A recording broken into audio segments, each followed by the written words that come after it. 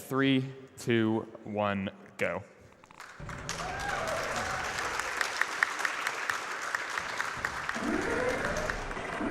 All right, so Half-Life 1 is a very movement-based speedrun, and pretty much 90% of being good at it and getting faster times in the game is by perfecting the movement in the game.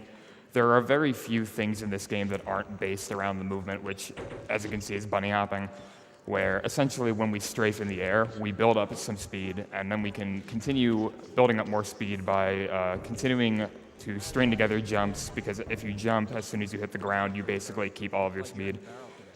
Now, something you're also noticing is that we lowered our FPS there.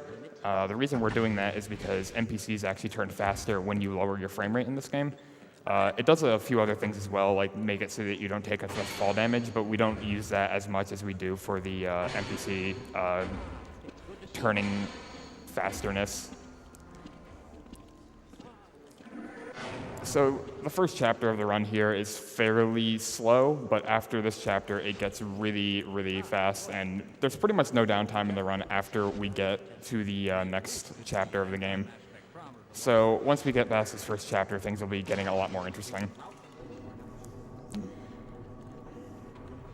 So Alex actually went backwards and forwards through a load 3 times there. That was on purpose.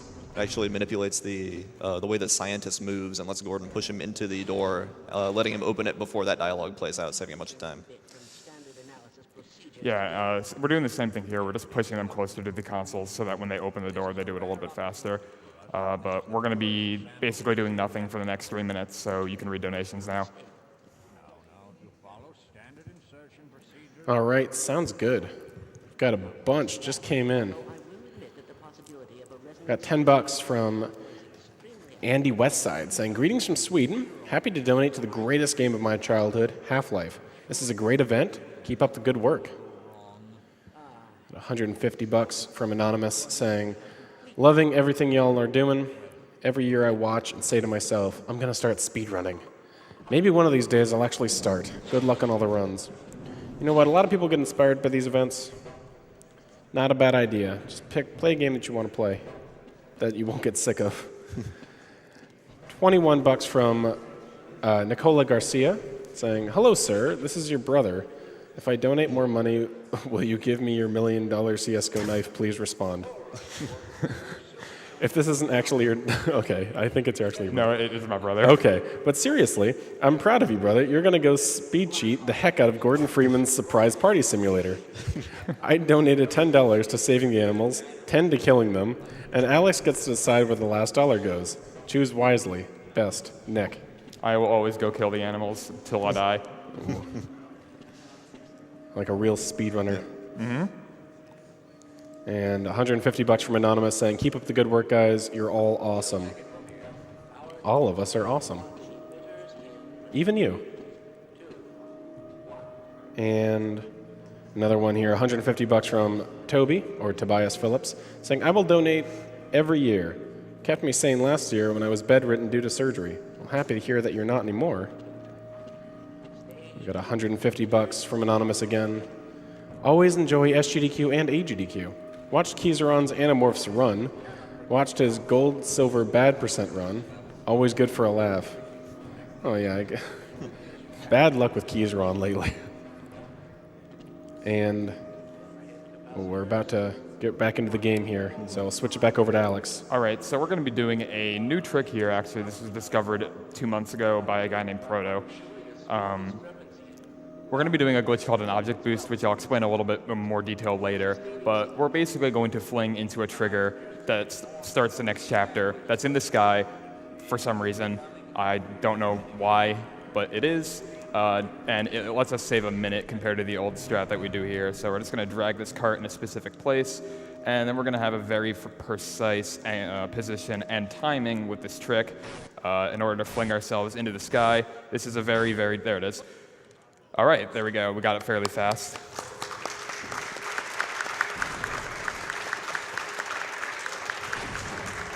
All right, so that trick essentially flings us into the sky. We hit a trigger that starts the next chapter, and then we just drop down to get into unforeseen consequences. This is when the run really starts picking up. You do a lot of movement stuff in this chapter, and it introduces kind of the idea of having really good flow with your movement. Having just fast bunny hops isn't necessarily always what you want. You want to be able to control it really well as well. So a lot of the times you're just trying to get through little nooks and crannies in the game design. Like right here, I'm going to be trying to get under this vent, like I did not do. Doing those small things is what basically elevates you from a decent runner to one of the really good runners out there. So that kind of movement is just what we strive for in this game, just making sure we don't mess up our bunny hops, don't stop anything, and make sure we can just keep going. Get in there. Now, one of the donors mentioned that this was one of their favorite games from their childhood, and I have to rag on Alex here because he's running a game that is older than he is. Yeah, I was born in 2000. This game came out in 1998, November 8th to be exact, so that's always a little fun. Yeah. I play games older than myself. Anyway, this is Object Boost. Essentially, Gordon has like Hulk Hogan arms and moves objects really fast, and it also moves himself. So we can use momentum from moving an object to basically fling ourselves across large gaps like that. We also use it for like starting bunny hops and other things like that. So it's a really useful mechanic that we use quite a bit throughout the run. Now, Office Complex offers a new trick in the game called NPC abusing. It's one of the more important tricks in the game, and we use it throughout the entire run in many instances to skip a lot of stuff. Essentially, if you scare an NPC either with a grenade or just by shooting them in the foot or something like that, they will open doors for you. Gordon is the only person in this entire facility who does not have the access to open doors. Either he does not know how to use his arms, or they just do not trust someone with a PhD in theoretical physics to open doors. Pick your poison. So speaking of NPC abusing, this is a very notorious one called Barney Skip. This is Barney. It's not actually Barney, but we call him Barney. Hopefully Barney cooperates with us. Sometimes Barney doesn't like us. He won't follow us sometimes. Or sometimes he'll just like want to die and run into grenades, and it's very sad. But thankfully he is working out with us today. He'll open this red door for us. An important thing to note with NPC abusing is that when you do it, you can only do it on the first time you load a map. So if you save and load while you're on a map with these quick saves that we're doing all the time, it won't end up working. You have to make sure your quick save is on the previous map. Now, this chapter shows off how powerful NPC abuse actually is. Our goal for this chapter is to get inside of the silo-controlled thingy right next to us. Unfortunately, the scientist is not cooperating with us very well, and we're also missing him. There we go. This should work. There we go. So the whole point is to get in this chapter, or in this chamber through the entire chapter, but the scientist can just open the door for us, allowing us to skip literally the entire chapter.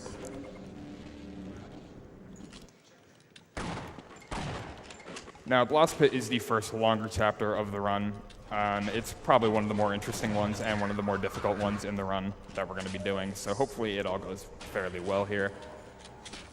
It's going to introduce a new concept right away called explosive boosting. Like in most games, explosives give you a lot of knockback, so in this game we use it to either start off bunny hops like we're doing here, or we can use it to get across gaps like we're going to do later.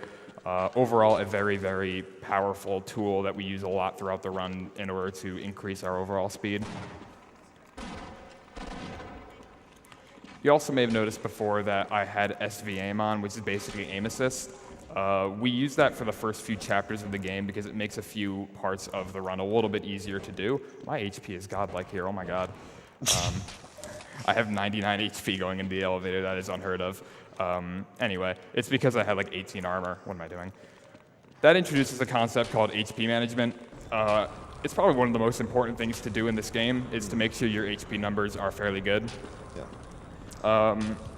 Essentially, we want to have enough HP to do the things we want to do, whether it is take fall damage that increases our overall speed, or use explosives, stuff like that. We want to have as much HP as possible, and we often route to get HP packs, get specific armor packs, and all that good stuff. Here we're going to be doing something called an edge bug, hopefully. There we go. Essentially, when you fall off of when you get to the very edge of some form of ledge, you can slide off of the ledge, like we just did there as well, allowing you to not take any fall damage no matter what the height is that you're falling from. If you play games like TF2, you might have also, Team Fortress 2, you might know that that is a very hard thing to do, but in this game and in this engine, it's far easier to do these edge bugs than in TF2 and Source games in general. Also noteworthy on HP management, armor is really important for doing explosives boosting because the higher your armor is, the less distance explosives will propel you. So it's really important to keep your armor at a reasonable level if you want to do explosive boosting. Yeah, for instance, there we just walk into that electric water, which lowers our armor to the perfect value to do this grenade boost. Yeah, we just skipped that entire little section there.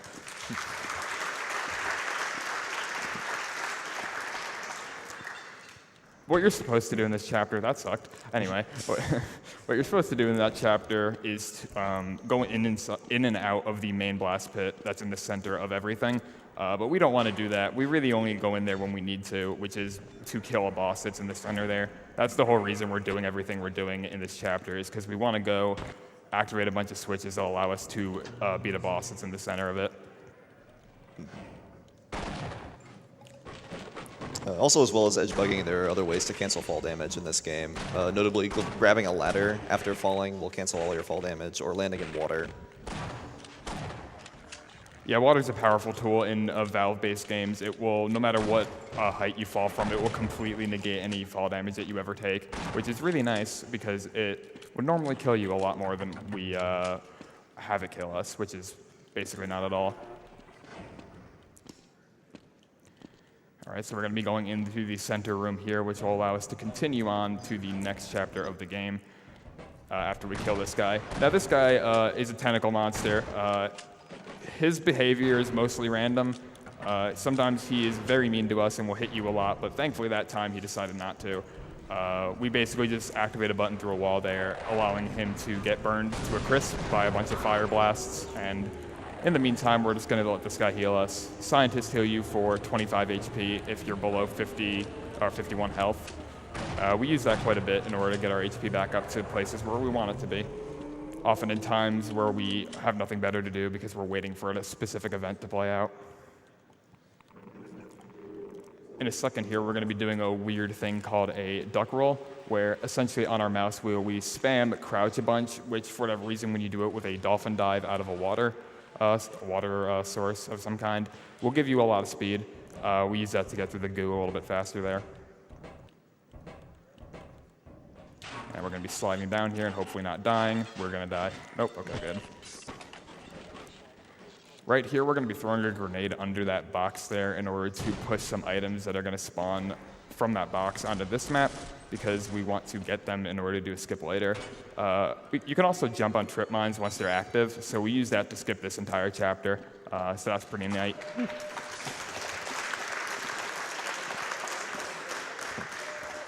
Thank you. On a rail. Yep, On a Rail is a hard chapter, probably the hardest to be consistently good at because it is a lot of hard movement and a lot of high-speed movement in corridors where there's a lot of things that can stop you from moving. We're going to be doing another little quick trip mine climbing sequence here in order to skip a little section of going around. Now, normally on this section, you want to be using a little cart that the game gives you. The cart moves really slow, so we don't want to use that. And also, you have to go really far out of your way in order to use the cart. So now we're going to be doing another little object boost here. This one we're going to be doing to give us a bunny hopping head start here, which will allow us to continue through this first section ridiculously fast compared to just bunny hopping through like normal. And Alex is definitely understating how difficult it is to bunny hop through these rail corridors. Every little change in terrain will bleed speed from you if you land on it incorrectly. There doesn't even need to be a change in terrain. Sometimes I've gotten caught in just in the middle of the air. There's no rhyme or reason for it. Yeah. But yeah, pretty much anything in these hallways can stop you dead in your tracks, and it is the worst thing ever. But if you can get good at this chapter, it's really fun to play because this is a lot of high-speed bunny hopping and getting over things and dodging projectiles and everything. But it's just really, really hard to be consistent at this, and I am doing a fairly okay job at doing this chapter right now, so I'm quite happy. Okay, continuing onward. It's a lot of bunny hopping, not much interesting going on.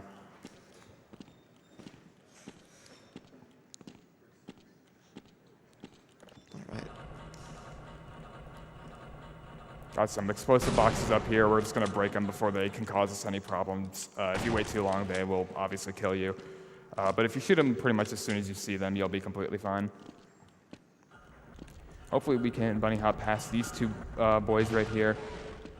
Very, very good. And we're going to be trying to do another edge bug here. This one's a little finicky. It sometimes doesn't work for me, so hopefully we can get it. This one doesn't save that much time. We did not. I'm not going to go for it again. We're just going to go around. There we go. Also not a bad thing because we should probably heal up a little bit. Our HP is dangerously low there. The only reason why we're worried about it is because that guy, as he just did, likes to hit us. So ideally we just have enough to survive one bullet and then we generally are fine.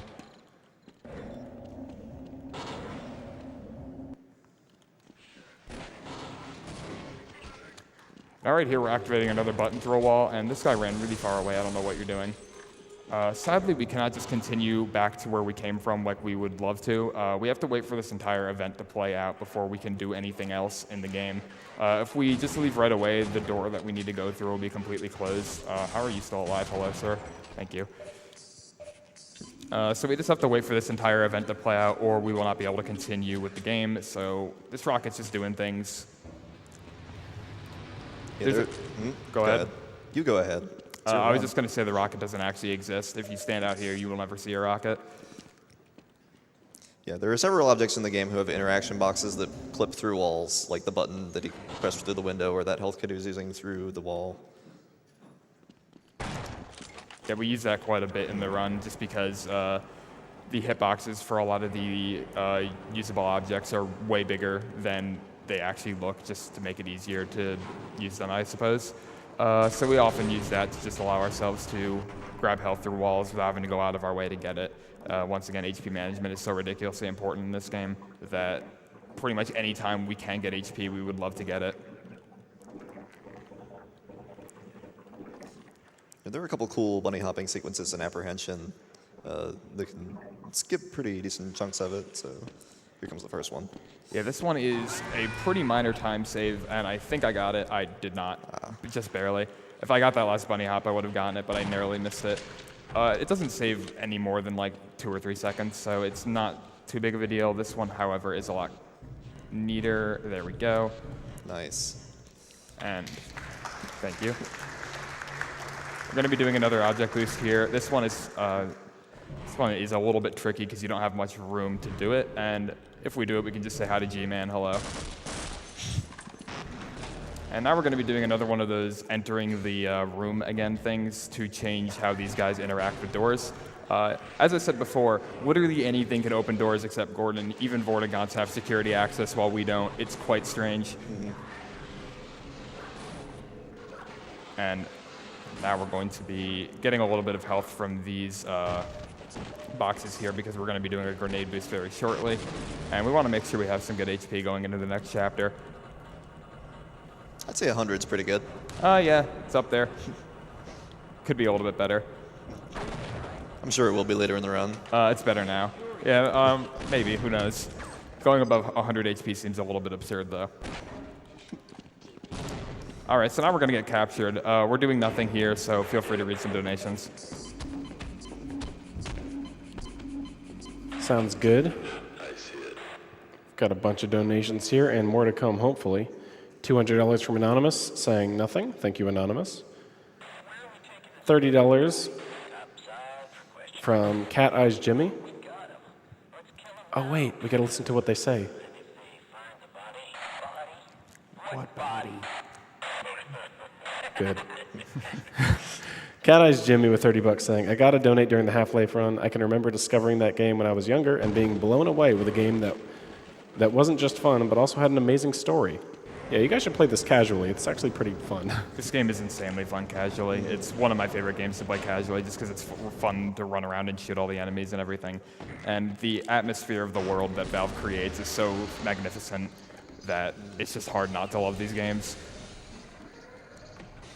There's not really much interesting going on in Residue. We're just going to be doing some generic movement. There's not really anything particularly fun or new that we're going to be doing here, so a few more donations couldn't hurt. Absolutely. $50 from Marish saying Edo Bean and then Bubbles on announcement. Tonight is the jackpot. $50 yesterday and another $50. We'll try to win some more PC gear. Let's keep pushing to 2 million.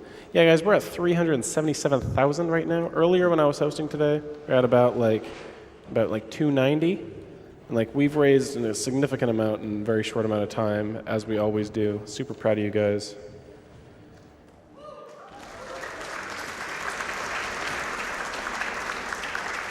It's all for the doctors. It's all for the doctors. Let's get them some borders.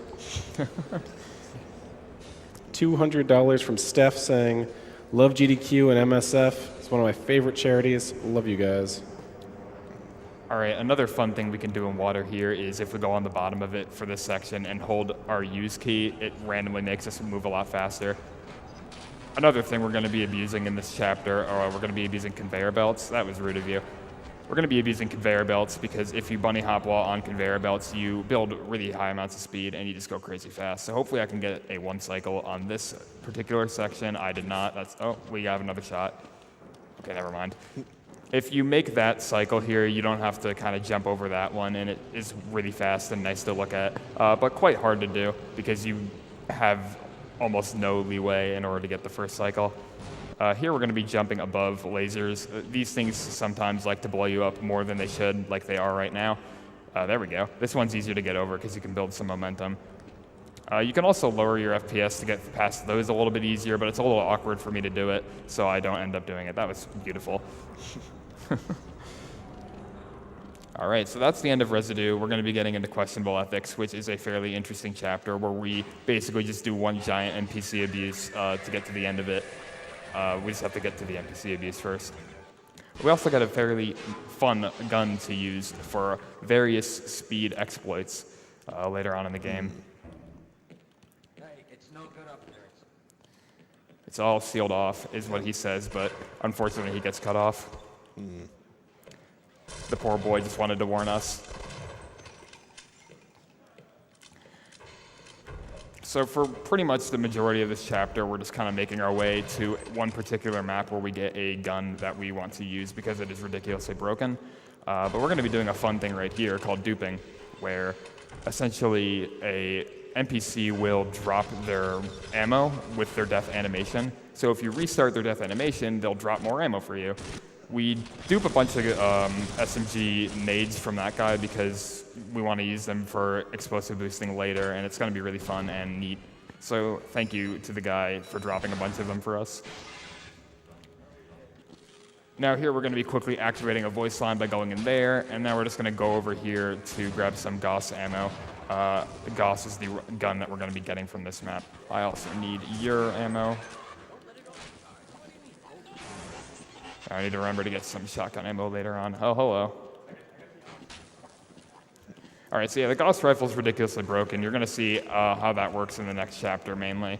This is where we're going to be doing our really big AI abuse, where normally we would be going around through that door and doing a bunch of weird stuff, but that's kind of slow. And unfortunately, this guy's not smart enough to figure out a path to get past these, so we're going to have to do that for him. If you're wondering why I'm hitting the wall next to him before talking to him, that puts him in a state of fear where normally he would be running through here and stopping occasionally because he just kind of does that. But if you, oh, well, doesn't always work, but anyway. If you end up causing him to be scared, he will just run past all of the things that he would normally stop at. And Azrael, remind me to get grenades in like 2 minutes. Sure. Thanks. Get grenades in like 2 minutes. Okay, thanks. Hey, get some grenades in like 2 minutes. Thank you, dude. I appreciate it. Okay, so the Gauss rifle, as you can see, also gives us backwards momentum. Whatever direction we shoot it in, it goes us in the other way. We use that to do really big boosts like that. The ideal boost there is where you can grab onto this ladder, canceling all your falling momentum, but it's quite hard to do, probably the hardest thing you do in this chapter.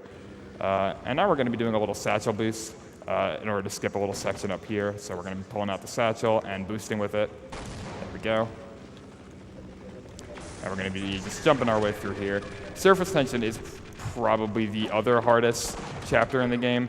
It's just, there's so much to do and there's so many easy things to mess up in this chapter that it just really is one of the more challenging ones. It also has one of the most important things that we do in the run in it later on.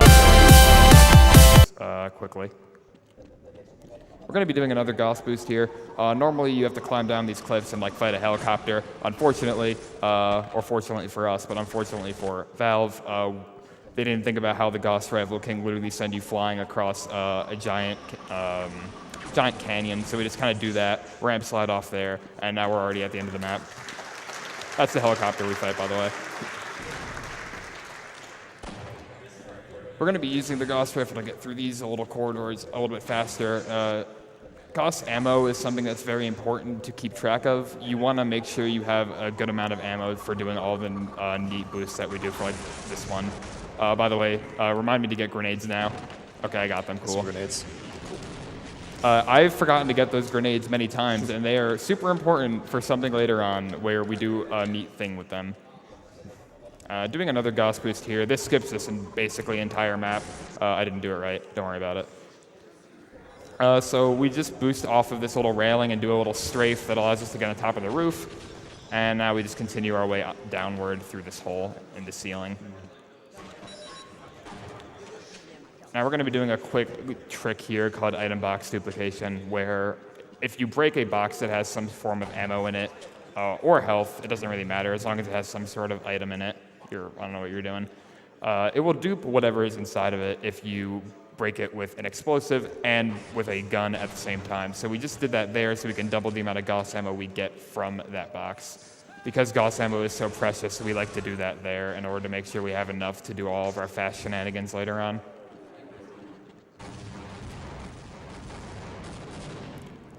So we're just going to do a quick grenade boost on top of here, drop our way down, and go to the most important map in the run with my favorite thing in the entire game.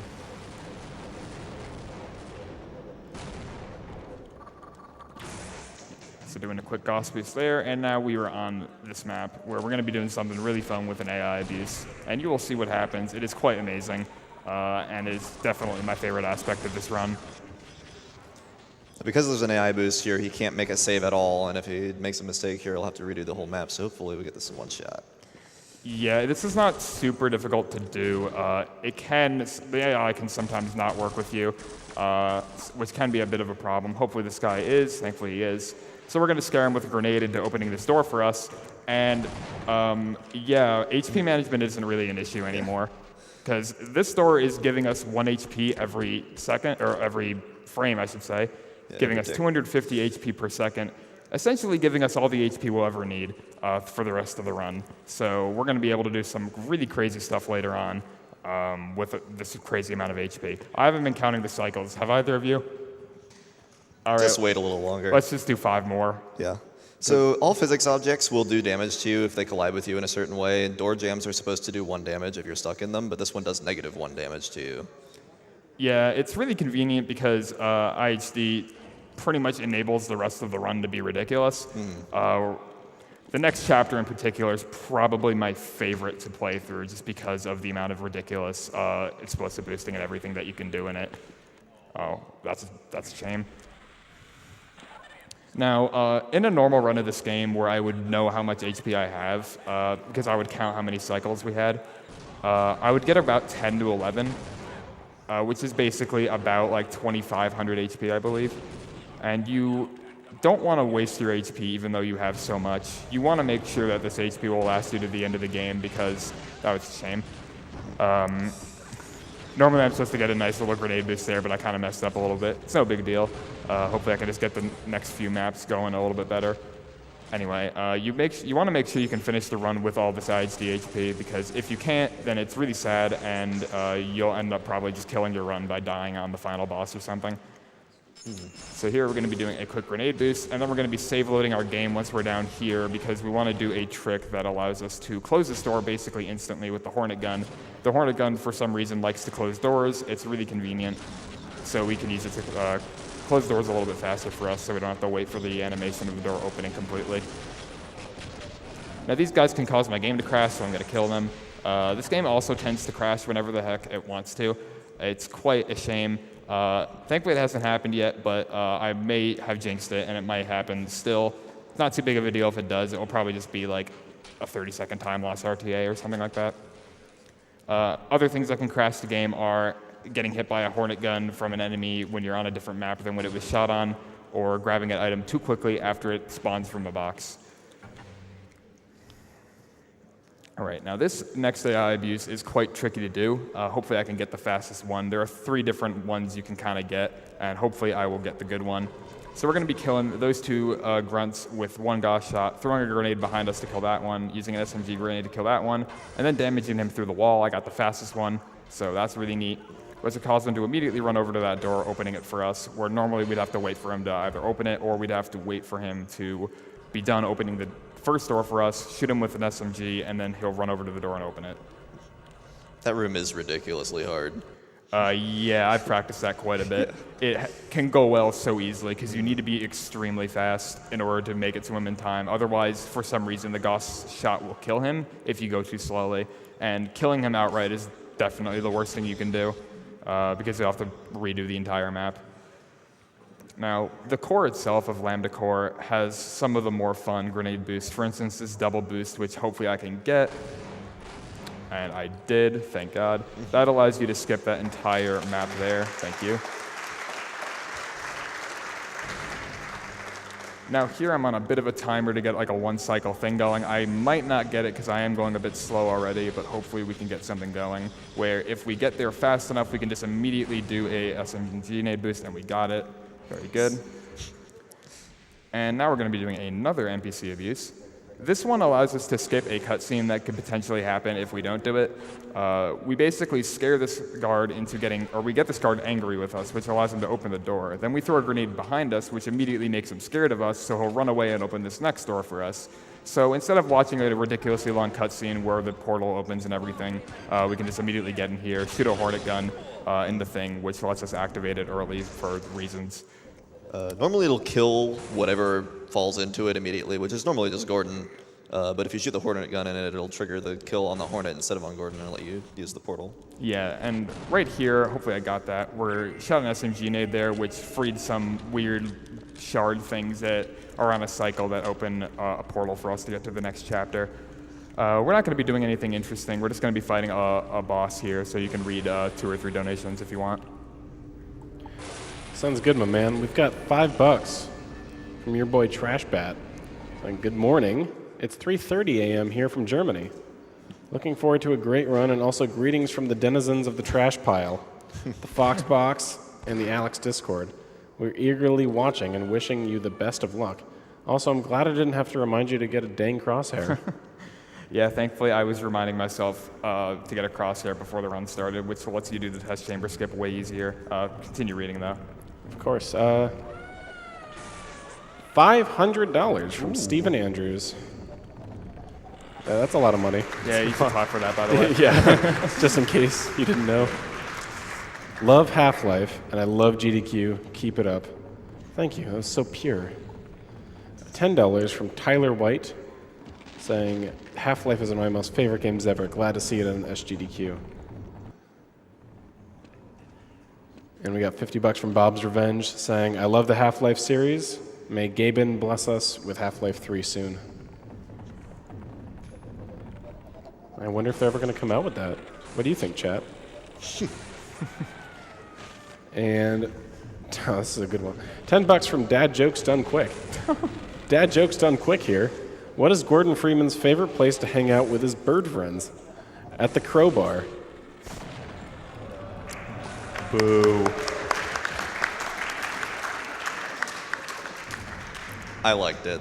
I'm going to donate $10 and a bad joke every night of GDQ. And if you read them all on air, I'll donate an extra $100 during the finale. So far, so good. Thank you. You're all wonderful. Money goes to the runner's choice. All right, so we just skipped the 3rd section of that fight against the Gonarch, which is a fully grown female head crab. Generally, you're in a normal playthrough, you'd fight her for a 3rd phase, but instead we just throw a bunch of explosives at the floor, which causes it to open, allowing us to just completely skip the 3rd phase of the fight. And we're going to be on, this is the second to last chapter, Interloper. The last chapter is just the final boss fight, so we're very close to the end of the run here. Run will probably be over within the next like 2 minutes, so yeah, hopefully we can get some good stuff going here. We're just going to be doing some more grenade boosts with all of our infinite health. It's quite nice being able to just go through this game like this. If there was no IHD, this game's late game would probably be a lot more miserable. But because of IHD and just having to not worry about HP management at all, the final half of this game is so insanely fun compared to the first half, and at least for me. A lot of people like the first half as well, though, with like on a rail and all that stuff. It's definitely an interesting dynamic where HP management is so important for the first half, and then once you hit the door, it's like, all right. It's less about, if I could actually get this, that'd be cool. It's less about HP kind of being less important, but I feel like it's more that you can like abuse it a bit more. Because like it's still important to keep your HP values very good, but normally in the early game it would be like the end of the world if you didn't have good HP. But anyway, we're closing in on the final boss. Time will be coming very shortly when blue lightning comes out of his head. Which will be in like 20 seconds roughly. So we're just going to be doing a lot of damage to him with a bunch of things. We're actually shooting through him with every shot. His hitbox is ridiculously big. And we're just doing a lot of damage as fast as we can to make sure that this giant baby just dies really quickly. So timing will be coming up in like basically 3, 2, 1 time.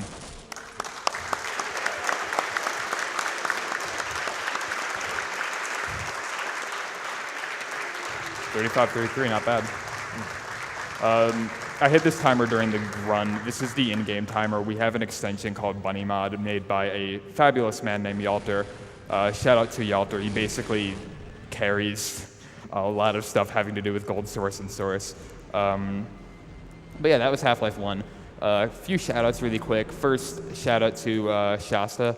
I was originally not planning on submitting this game at all because I didn't feel I was actually going to be prepared enough to give a good run. But he convinced me to submit in the end, and I'm very glad he did. Thank you, Shasta. Another shout out to my brother, Nick, for being very encouraging throughout this entire process of me practicing and getting better at this game.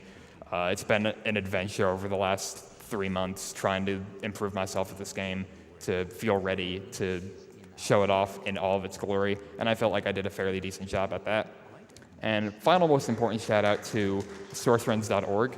SourceRuns is an amazing community, and they've been insanely supportive as well over the last few months of me improving at this game. And I love each and every one of them. Specific shout outs to people like Deathwing UA, Rain TNT, Dot, Shar, Trades, Yalter again. Just thank you all so much for being so supportive and making sure that I felt like I was part of the community and everything.